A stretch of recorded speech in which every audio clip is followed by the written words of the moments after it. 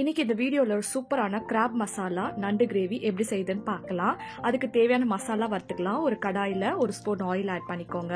அதுல பாத்தீங்கன்னா ஒரு ஸ்பூன் மிளகு, ஒரு ஸ்பூன் சீரகம், அப்புறமா ஒரு கைப்பிடி அளவுக்கு இஞ்சி பூண்டு ஆட் பண்ணி நல்லா ஒரு 1 செகண்ட் நல்லா வதக்கிக்கோங்க. ஒரு ஸ்பூன் சோம்பு ஆட் பண்ணிக்கோங்க. ஒரு 3 சின்ன வெங்காயம், அப்புறம் ஒரு கைப்பிடி தேங்காய் எவ்வளோ வேணாலும் நீங்கள் ஆட் பண்ணி, நான் கொஞ்சமாக ஆட் பண்ணி கொஞ்சம் கொத்தமல்லி ஆட் பண்ணி நல்லா வதக்கிட்டு, இந்த அளவுக்கு நல்லா வதக்கின பிறகு ஆற வச்சு மிக்ஸி ஜாரில் ஒரு ஸ்பூன் மிளகாத்தூள், ஒரு ஸ்பூன் உப்பு தேவையான அளவுக்கு ஆட் பண்ணி நல்லா அரைச்சி எடுத்துக்கோங்க. இப்போ ஒரு கடாயில் தேவையான ஆயில், அரை ஸ்பூன் சோம்பு சீரகம் ஆட் பண்ணிக்கோங்க.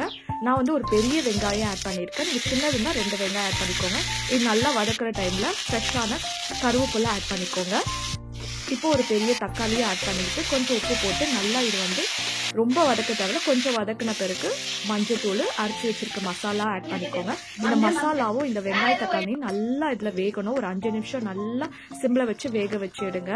பாருங்க, இந்த அளவுக்கு நல்லா வெந்த பிறகு இப்போ கழுவி வச்சிருக்க நண்டு ஆட் பண்ணிக்கோங்க. நான் இன்னைக்கு ஒரு 1/2 kg நண்டு எடுத்திருக்கிறேன்.